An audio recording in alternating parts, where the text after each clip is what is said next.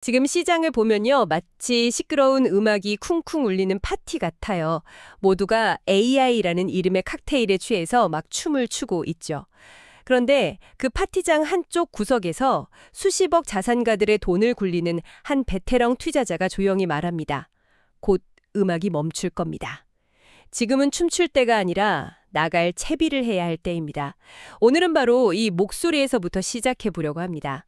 오는 신문들을 가지고 이 파티의 진짜 분위기는 어떤지, 어디에 진짜 기회가 있고 또 어떤 위험이 숨어 있는지 투자자의 눈으로 속살을 깊숙이 들여다보겠습니다. 네, 오늘 이야기는 정말 흥미로운 지점들이 많습니다. TCK 인베스트먼트의 오하드 토포 회장이 던지는 거시적인 경고 등부터 시작해서요.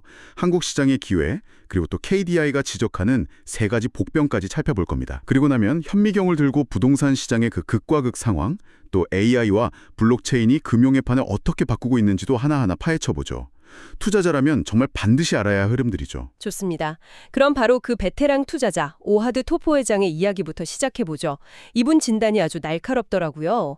AI에 대한 기대감 때문에 자산 가격이 극단적인 수준에 도달했다. 지금은 나쁜 소식보다 좋은 소식을 가격에 훨씬 더 많이 반영하는 아주 위험한 구간이다. 이렇게 말하는데요.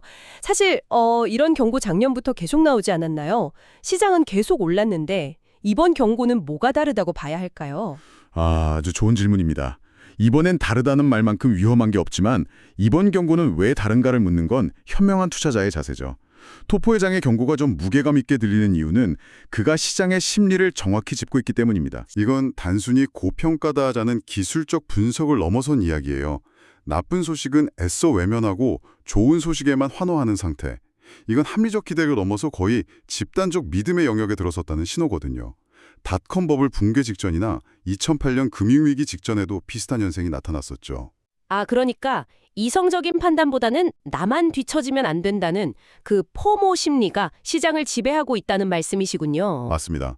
그래서 신규 투자자라면 아주 소액으로, 기존 투자자라면 일부 수익을 실현하면서 포트폴리오를 좀 방어적으로 재조정하라고 조언하는 거고요. 정확합니다.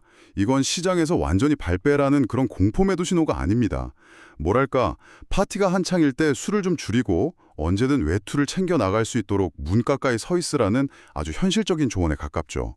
특히 그가 미국의 차기 연준의장 후보로 거론되는 케빈 워시를 언급한 대목이 핵심입니다. 맞아요. 그 부분이 정말 흥미로웠습니다. 케빈 워시가 연준 의장이 되면 중장기적으로 유동성 축소를 가져올 수 있다. 즉, 더 이상 연준이 시장을 무한정 떠받쳐주지 않을 것이라는 신호라고요. 이게 구체적으로 투자자에게는 어떤 의미인가요? 지난 10여 년간 시장은 연준이라는 든든한 부모님 밑에서 용돈을 넉넉히 받아 쓰는 아이와 같았습니다. 조금만 힘들다고 하면 금리를 내리거나 돈을 푸는 식으로 계속 용돈을 줬죠. 그렇죠. 그런데 케빈 워시는 이제 너희도 스스로 돈을 벌어야 한다고 말하는 좀 더 엄격한 부모님 스타일에 가깝습니다. 즉, 유동성이라는 거대한 파도가 잦아들면 그동안 파도에 휩쓸려서 같이 떠오르던 실속 없는 기업들은 가라앉고요. 정말 튼튼한 펀더멘탈을 가진 기업들만 살아남는 옥석 가리기가 본격화된다는 뜻입니다. 유동성 파티의 끝은 곧 진검승부의 시작이다. 이런 거군요. 그런 관점에서 토포 회장이 한국 시장에서 반도체와 금융을 유망 섹터로 꼽은 게 참 의미심장하게 들리네요. 바로 그 지점입니다. 특히 금융주에 대한 시각이 흥미로운데요. 한국 정부의 밸류업 프로그램이 단순히 구호에 그치지 않고 은행들의 주주환원 정책과 맞물리면서 실질적인 재평가를 이끌고 있다는 분석이죠. 자료를 보면 KB금융이나 신한금융 같은 대표 금융주들이 연초부터 30% 넘게 올랐어요. 수십 년간 한국 금융주를 짓눌렀던 만년 저평가의 딱지를 떼어내는 역사적인 순간일 수도 있습니다. 주가 순자산 비율, PBR이 드디어 1배를 회복했다는 소식이 그 증거겠군요. 이게 그냥 숫자 1이 아니잖아요. 그럼요. 엄청난 심리적 장벽이 무너진 겁니다. 그동안 한국은행들은 자기 자산 가치의 절반도 안 되는 가격에 거래되는 게 당연시 됐어요. PBR이 0.3, 0.4에 머물렀으니까요. 그랬었죠. 그런데 이게 1배가 됐다는 건 투자자들이 이제 이 회사는 최소한 망하지 않고 죗값은 하겠다고 믿기 시작했다는 뜻입니다. 역대급 실적을 바탕으로 배당도 늘리고 자사주도 소각하는 등 주주들을 챙기기 시작하니까 시장이 드디어 응답하고 있는 거죠. 하지만 이런 장밋빛 전망에 찬물을 끼얹는 경고도 있습니다. KDI, 한국개발연구원이 올해 성장률 전망을 1.9%로 올리면서도 세 가지 복병을 지적했어요. 미국의 관세 정책, 반도체 경기 둔화 가능성, 그리고 원화값 하락. 특히 반도체에 대한 경고가 마음에 걸립니다. 우리 경제의 유일한 희망처럼 여겨졌는데 이게 부메랑이 될 수 있다는 거잖아요. 모든 계란을 반도체라는 한 바구니에 담아둔 것의 위험성이죠. 지금은 AI 붐 덕분에 반도체가 우리 경제를 견인하고 있지만 만약 글로벌 수요가 조금이라도 꺾이면 경제 전체가 휘청일 수 있다는 경고입니다. 더 심각한 건 건설 투자 전망치를 대폭 낮췄다는 점이에요. 아, 건설 투자요? 네. 반도체가 수출을 책임진다면 건설은 내수 경기의 심장과도 같은데 이 심장이 약해지고 있다는 건 우리 경제의 또 다른 위험 신호입니다. 그 건설 경기의 위험 신호는 부동산 시장을 들여다보면 더 생생하게 느껴지는 것 같습니다. 지금 시장이 정말 두 개의 다른 세계 같아요. 한쪽에선 목동 재건축 단지들이 우리 아파트에 축구장 17개 크기 공원을 짓겠다, 모든 가구에 전용 엘리베이터를 놔주겠다 면서 그야말로 설계 전쟁을 벌이고 있거든요. 심지어 행정구역상 목동이 아닌데도 고척동 대장 아파트가 되느니 목동 막내 아파트가 되겠다면서 아파트 이름에 목동을 넣으려는 움직임까지 있다는 기사는 정말 상징적이죠. 그렇죠. 이건 특정 지역의 브랜드 가치와 미래 프리미엄에 대한 기대감이 얼마나 뜨거운지를 보여주는 단적인 예입니다. 투자자 입장에서는 이런 열기가 미래 자산 가치를 가늠해 볼 수 있는 중요한 바로미터가 될 수 있습니다. 그런데 바로 그 순간 다른 한쪽에서는 완전히 정반대의 일이 벌어지고 있죠. 정부가 다주택자들이 전세 낀 집을 팔 수 있도록 아주 잠깐 길을 열어줬더니 하루 만에 서울 아파트 매물이 1,300건 넘게 쏟아져 나왔습니다. 급매물이 나오면서 호가가 5억 원 넘게 떨어지는 곳도 있고요. 이걸 어떻게 해석해야 할까요? 한쪽은 불타오르고 한쪽은 얼어붙고 있는 이 상황을요. 이게 바로 지금 부동산 시장의 복잡성을 보여주는 데칼코마니 현상입니다. 목동의 열기는 미래 가치에 대한 기대감이 만든 것이라면 매물 폭탄은 보유세 같은 현실적 부담과 미래 시장에 대한 불안감이 만든 결과물이죠. 아, 불안감. 네. 다주택자들이 왜 지금 집을 내놓겠어요? 앞으로 집값이 더 오르기 어려울 것 같고 세금 부담은 계속 늘어날 것 같으니까 지금이라도 팔자는 심리가 작용한 겁니다.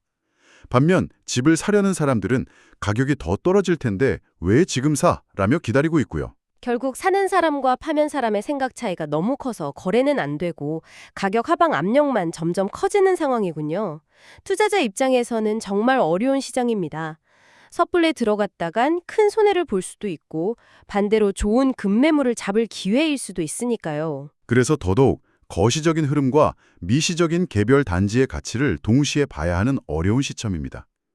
자, 이런 현실 세계의 혼란 속에서 미래 기술은 또 완전히 다른 차원의 변화를 예고하고 있습니다. 월드 크립토 포럼에서 나온 이야기인데 앞으로는 부동산, 미술품 같은 모든 자산을 주식처럼 잘게 쪼개서 거래하는 토큰화 시대가 올 거라고 합니다. 일본 미쓰에물산이 실물 금을 기반으로 지판 코인이라는 걸 발행했다는 사례를 보니 정말 먼 미래의 얘기는 아닌 것 같아요. 이게 현실화되면 우리 투자 환경이 어떻게 바뀌게 될까요? 한마디로 투자의 민주화가 일어나는 겁니다. 지금까지는 수십 수백억 하는 강남 빌딩이나 피카소 그림은 소수의 부자들만 투자할 수 있었잖아요. 그쵸. 하지만 이걸 100만 개의 토큰으로 쪼개서 발행하면 저 같은 평범한 사람도 단돈 몇만 원으로 강남 빌딩의 지분, 즉 디지털 건물주가 될 수 있는 겁니다. 거래는 24시간 내내 가능하고 수수료는 거의 제로에 가까워지죠. 전통 금융의 시간과 공간, 비용 개념이 완전히 무너지는 금융 대혁신입니다. 와, 생각만 해도 엄청나네요. 그런데 이런 혁신이 기존 금융회사들에게는 엄청난 위협이 될 수도 있겠어요. 자료에 나온 미국의 핀테크 플랫폼 사례가 딱 그렇던데요. AI 기반 자산관리 도구를 출시했더니 찰스 슈와브 같은 거대 증권사 주가가 하루에 7% 넘게 폭락했다고요? 바로 그겁니다. 과거에는 고액 자산가들만 받던 맞춤형 자산관리 서비스를 이제 AI가 훨씬 저렴한 비용으로 어쩌면 더 정확하게 제공하기 시작한 거죠. 고부가 가치 서비스라고 믿었던 영역이 AI 때문에 순식간에 위협받게 된 겁니다. 하지만 동시에 AI는 새로운 기회도 만들고 있어요. 보안업체 S1은 한 달에 250만 건이나 되는 보안 신호를 AI가 1차로 판독해서 대응 속도와 정확도를 혁신적으로 높이고 있습니다. AI가 정보를 훔쳐갈 수 있다는 불안감 때문에 역설적으로 AI를 막기 위한 보안 투자는 더 늘어나는 현상도 나타나고 있고요. 결국 AI 기술 그 자체뿐만 아니라 AI를 활용하고 또 AI로부터 우리를 보호하는 인프라 산업의 성장 가능성도 함께 봐야겠군요. 맞습니다. 이런 거대한 기술 변화의 흐름 속에서 개별 기업들의 실적은 더 극명하게 엇갈립니다. 유한양행은 폐암 치료제 레크라자 덕분에 역대 최대 영업이익을 냈고 이마트는 혹독한 비용 절감으로 영업이익이 584%나 뛰는 기염을 토했습니다. 반면 해운업 불황을 맞은 H&M은 실적이 크게 꺾였죠. 앞서 말한 진검승부가 이미 시작된 겁니다. 여기서 정말 제 눈을 사로잡았던 건 국민연금의 포트폴리오 변화였습니다.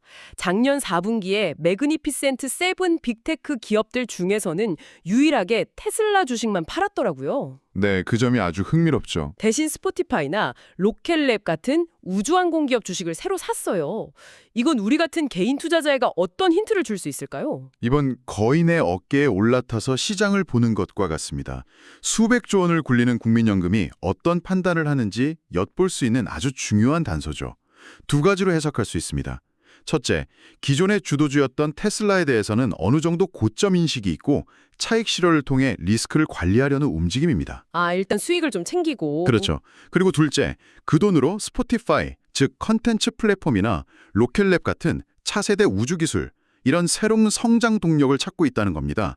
즉, 시장의 주도권이 기존의 빅테크에서 새로운 분야로 서서히 넘어가고 있을 가능성을 염두에 두고 포트폴리오를 다각화하는 매우 전략적인 행보라고 볼 수 있습니다. 오늘 이야기를 종합해보면 시장은 AI라는 거대한 기대감에 들떠 있지만 그 수면 아래에서는 유동성 축소라는 차가운 해류가 흐르고 있네요. 부동산은 목동 같은 특정 지역은 용암처럼 뜨겁지만 시장 전체적으로는 매물이 쌓이며 얼음장처럼 차가워지는 혼돈의 상황이고요. 그리고 AI와 블록체인이라는 기술은 기존 산업의 규칙을 파괴하는 완전히 새로운 부의 기회를 만들어내고 있습니다.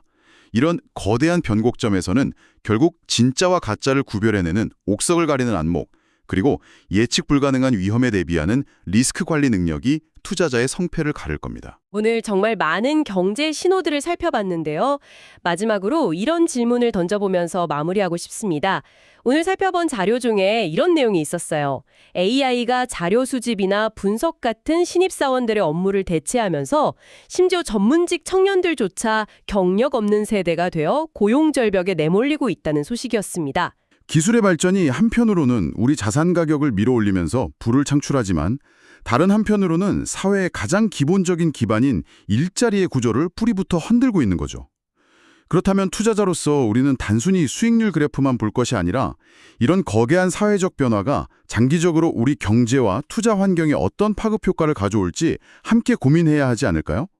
기술 발전의 혜택이 소수에게 집중되고 다수의 일자리가 위협받는 사회는 과연 지속 가능할까요? 그리고 그런 사회에서 당신의 포트폴리오는 과연 안전할 수 있을까요? 생각해볼 문제입니다.